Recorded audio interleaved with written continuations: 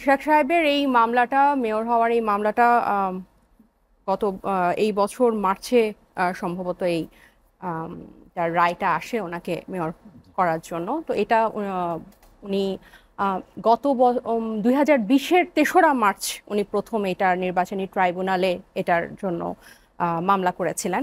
তো এটার গত অক্টোবরে, সরি এই বছর মার্চে না, গত বছর অক্টোবরে। তো গণ অভ্যুত্থানের আগ পর্যন্ত এই মামলাটার শুনানি হয়েছে প্রায় 32 বার, 3.5 বছরে। এবং অক্টোবরের পরে, গণ অভ্যুত্থানের পরে খুব দ্রুততার সাথে 17 বার হিয়ারিং এর মধ্যে এইটার রায় আসে। এখানে তো বিবাদী ছিল নির্বাচন কমিশন। তো এখন নির্বাচন কমিশন এই মামলাটার ব্যাপারে কোনো টুশব্দ করে নাই বা কোনো কিছু ওনারা আপিল করে নাই। ওয়ালটন আবারও মিলিয়নিয়ার অফারে ওয়ালটন ফ্রিজ কিনে আপনিও হয়ে যেতে পারেন মিলিয়নিয়ার।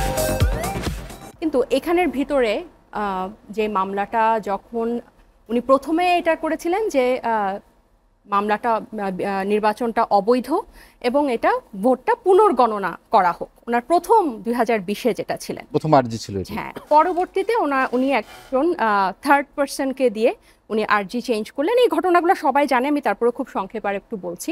আরজি চেঞ্জ করে এটা কিন্তু উনি করলেন যে এখন ওনাকেই মেয়র ঘোষণা করতে হবে। এবং স্থানীয় সরকার আইনে কিন্তু আছে যে কোনো থার্ড পার্সন ব্যক্তি এটাতে কিন্তু এটার জন্য আবেদন করতে পারবেন না। তাহলে এই যে ওনাদের একটা আইনের এগেনস্টে গিয়ে যে নির্বাচন কমিশন এটাকে অদেখা করলেন, এটাতে কিন্তু ওনাদের নিরপেক্ষতার একটা বড় প্রশ্ন ওঠে। প্লাস আরও কিছু আমি বলি, আমাদের যে সংস্কার কমিশন চলছেন, এই ঐকমত্য কমিশনের সাথে প্রত্যেকটা রাজনৈতিক দলের প্রথম পর্যায়ের আলোচনা শেষ হয়েছে। সেখানে এই নির্বাচন কমিশন, মানে 3টা নির্বাচন অবৈধ বা আপনি বলেন ভোট হয় না, যাই হোক, এই 3টা ভোটের মাধ্যমেই হাসিনা টিকেছিল, মানে দেখিয়েছে। এবং নির্বাচন কমিশনার অন্যতম একটা টুল এই স্বৈরশাসকের সাম্রাজ্য প্রতিষ্ঠা করার জন্য। সো নিঃসন্দেহে এতগুলা রক্তের পর, একটা নজিরবিহীন গণ অভ্যুত্থানের পর, যখন বাংলাদেশে আবার নির্বাচনের কথা এবং সবকিছুর মূলে ছাপিয়ে জাতীয় নির্বাচনী সামহাও পরিকল্পিতভাবে খুব সেন্টারে, সো সেটা নিশ্চয়ই এখন প্রত্যেকটা মানুষ এটা চাইবে, এটা সুষ্ঠু হোক, স্বচ্ছ হোক, গ্রহণযোগ্য হোক এবং জবাবদিহিতামূলক হোক। কিন্তু নির্বাচন কমিশন সংস্কার প্রস্তাবের কোনো যে জবাবদিহিমূলক, হ্যাঁ, এটাতে তারা কিন্তু একমত না। তারও আগে এই নির্বাচন কমিশন নিয়োগ আইন 2022, যেটাকে মির্জা ফখরুল ইসলাম, আজকে আমাদের নাসির যেটা বলল যে মির্জা ফখরুল ইসলাম এটাকে বাকশালী আইন বলেছেন, এই আইনের অধীনেই ওনারা শপথ নিলেন। তখন কিন্তু আমরা নাগরিক কমিটি থেকে এটার জন্য প্রতিবাদ জানিয়েছিলাম। যাই হোক, পরবর্তীতে সংস্কার প্রস্তাবের সাথে যেই সংস্কার প্রস্তাবগুলোতে রাজি হলে নির্বাচন কমিশনকে জবাবদিহিতার অধীনে আনা যায়, তার একটাতেও কিন্তু ওনারা রাজি হচ্ছেন না। এবং তার মধ্যে বেশ কয়েকটা উল্লেখযোগ্য, এই যে প্রার্থীর হলফনামার খসড়া এবং আন্তর্জাতিক অপরাধ ট্রাইব্যুনালে যদি প্রাথমিকভাবে অভিযুক্ত হয় তাদেরকে প্রার্থী ঘোষণা না করার ব্যাপারে অনেকগুলো কিন্তু আছে। তো কোনোটাতেই কিন্তু ওনারা রাজি হচ্ছেন। এবং এমন না যে এই প্রথম আমরা এই দাবিগুলা তুলছি, এগুলো কিন্তু গত গণ অভ্যুত্থানের পরে যখনই ছাত্র জনতা যেই ফরম্যাটেই সংগঠিত হচ্ছিল, প্রত্যেকবার কিন্তু এই কথাগুলো বলা হয়েছিল। এখন দেখেন ইশরাক সাহেবের যখন এই ইস্যুটা আসলো, আমি একটু আগে ওনার একটা বক্তব্য দেখছিলাম যমুনা টেলিভিশনে, যে উনি নিজেই বলছেন যে এইভাবে মেয়র হওয়াটা আসলে কোনো ধরনের গৌরবের না, এটা আমি জানি, কিন্তু উপদেষ্টা পদত্যাগ, আসিফ সাহেবের পদত্যাগ উনি চাই। তার মানে উনি নিজেই মোটামুটি এই কিছুক্ষণ আগের বক্তব্য, এটা উনি মোটামুটি একটা বলে ফেললেন যে হচ্ছে উপদেষ্টার পদত্যাগই হচ্ছে ওনার এই আন্দোলনের মূল উদ্দেশ্য। কারণ উনি বিশ্বাস করেন জনগণ কিছুদিন পরে ভোট হলে, উনি অনেক জনপ্রিয় একজন নেতা, অনেক জনপ্রিয় একটা দলের উনি প্রতিনিধি, উনি ভোটের মাধ্যমেই আবার মেয়র হতে পারবেন। কিন্তু এভাবে মেয়র হওয়ার মধ্যে যে কোনো গৌরব নাই, এটা উনি বোঝে। কিন্তু এটা হচ্ছে উপদেষ্টা আসিফ সাহেবের পদত্যাগের জন্য এটা। এখন আমার কথা হচ্ছে, আপনি নির্বাচন কমিশন, তিনি আরো বলেছেন যে যে উপদেষ্টার কথা বলছেন তিনি হস্তক্ষেপ করেছেন নির্বাচন কমিশনে এবং বিচার ব্যবস্থার ক্ষেত্রে, রায়ের ক্ষেত্রে, নানা জায়গায়।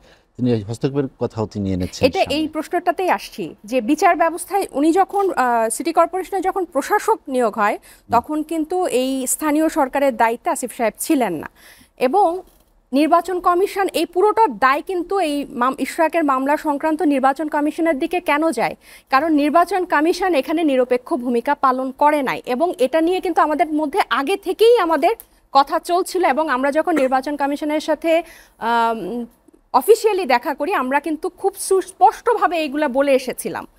এবং এই যে যেই উপদেষ্টা মন্ত্রণালয়ের উনি কেন আসিফ সাহেবের পদত্যাগ চাচ্ছে, যে ওনার এটা হতে দিচ্ছে না, ধরে নিলাম বলার ক্ষেত্রে ধরে নিলাম যে ওনার, তাহলে উনি ব্যক্তিগত স্বার্থে ওনার স্বার্থের জন্য উনি একজনের পদত্যাগ চাচ্ছেন, যে ওনাকে নিরপেক্ষ ভাবছেন, তাহলে উনি কেন স্বরাষ্ট্র উপদেষ্টার পদত্যাগ চাচ্ছেন না, উনি কেন স্বাস্থ্য উপদেষ্টার পদত্যাগ চাচ্ছেন না, যারা উনি কেন আইন উপদেষ্টাকে নিয়ে কোনো কিছু বলছেন না, যেখানে আমাদের একটা ট্রাইব্যুনালে একটা ফর্মাল চার্জ এখনো জুলাই গণ হত্যাকাণ্ডের হয় নাই, যে স্বাস্থ্য উপদেষ্টাকে 9 মাসে 9 বার দেখেছে কিনা টিভিতে, 9 বার উনি কোনো কিছু বলেছে কিনা আমি জানি না, এবং এই স্বরাষ্ট্র উপদেষ্টা বাংলাদেশ এত বড় একটা গণ অভ্যুত্থানের পরে যে আইন শৃঙ্খলা সবচেয়ে নাজুক, কোন উল্লেখযোগ্য কোনো কিছু করেছে, উল্টা উনি পপুলিস্ট বিভিন্ন বক্তব্য দিয়ে বেড়ায় যে হচ্ছে 5 বছর ওনাকে ক্ষমতায় দেখতে চাই, এই ধরনের উনি সিগনিফিকেন্ট আইন শৃঙ্খলার এবং এই বিচার ব্যবস্থার, আপনি নিম্ন আদালতের দিকে তাকান, এখানে যেসব বিচারক নিজেরা স্বপ্রণোদিত হয়ে বিরোধী দলকে মামলা দিত তারা সবাই বহাল তবিয়তে আছে। 7 জন ম্যাজিস্ট্রেট যারা সরাসরি যাত্রাবাড়ি, রামপুরা, মোহাম্মদপুর এলাকায় সরাসরি গুলি করার জন্য হুকুম দিয়েছে, তারা এখান থেকে দাবার গুটির মতো এখান থেকে এখানে খালি বদলি হয়েছে, তাদের বিরুদ্ধে কোনো ব্যবস্থা নেওয়া হয় নাই। এবং এই পুলিশ আইন শৃঙ্খলার অবস্থা কিন্তু আমরা প্রতিদিন দেখছি, চাঁদাবাজি, মামলা বাণিজ্য, কমিশন বাণিজ্য। এই কিছুদিন আগে আপনি আজকে নগর ভবনে দেখেছেন কিনা যে সিকিউরিটিদেরকে মানে রীতিমতো কি বলবো, মানে ওই পুরনো স্টাইলেই, আপনি বুঝবেন না যে ছবি দেখে ওটা আওয়ামী লীগ নাকি অন্য কেউ, দেখে তারা নগর ভবনের ভিতরে ঢুকেছে। বড় রাজনৈতিক দলের বিভিন্ন নেতারা এই যে গরুর হাটের ইজারা নেওয়ার জন্য জবরদখল করে, এবং ইশরাক সাহেবের সব সমর্থকরা বলছে যে না দিলে গায়ের জোরে আমরা মেয়র হব।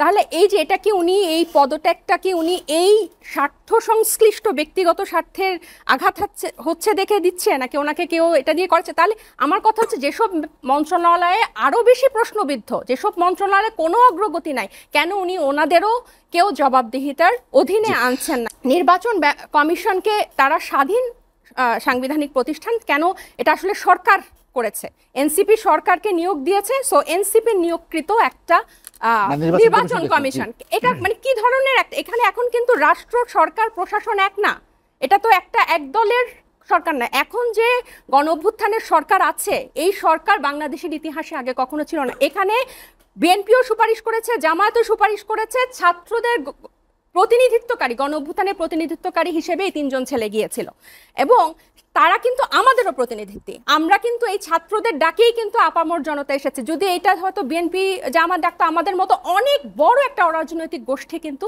আসতো না এখানে, এবং এরা যদি না নামতো, এই 36 দিন যদি না আসতো, 16 বছর কিন্তু চলতে থাকতো।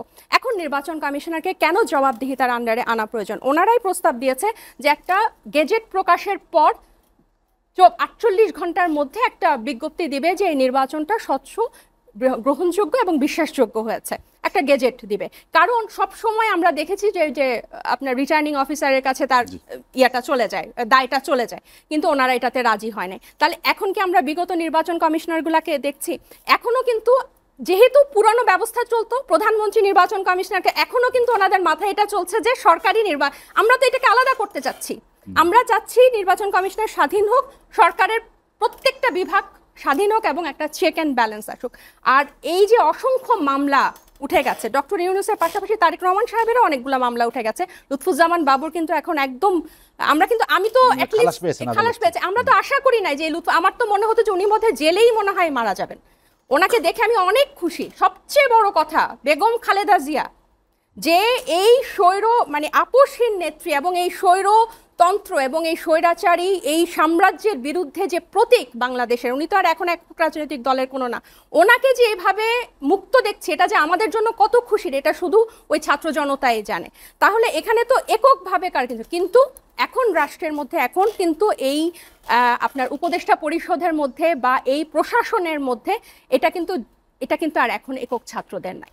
এটা যদি একক ছাত্রদের থাকতো, জুলাই ঘোষণাপত্র আসতো এবং এই বিচারের জন্য আমাদের কিন্তু যমুনায় যেতে হতো না। এবং দুঃখজনকভাবে সবাই বলছে যে যমুনার পথ তো আমরা দেখেছি, আপনি যে চারটার দেখেন, জুলাই ঘোষণাপত্র, জুলাই সনদ, গণপরিষদ, স্থানীয় সরকার নির্বাচন, গণপরিষদ নির্বাচন, এই চারটার একটাও এনসিপির না। এই চারটা প্রত্যেকটা মানুষের, এই চারটা বিএনপির, এই চারটা জামাতের, যারা গণ অভ্যুত্থানে অংশ নিয়েছে প্রত্যেকের। আপনি দেখেন আওয়ামী লীগ প্রশ্নের কি শুধু এনসিপির দায় আওয়ামী লীগের প্রশ্নের বিচার যাওয়া? এজন্য যমুনায় যাওয়া এটা একক এনসিপির বলে প্রতিষ্ঠিত করা হচ্ছে, কিন্তু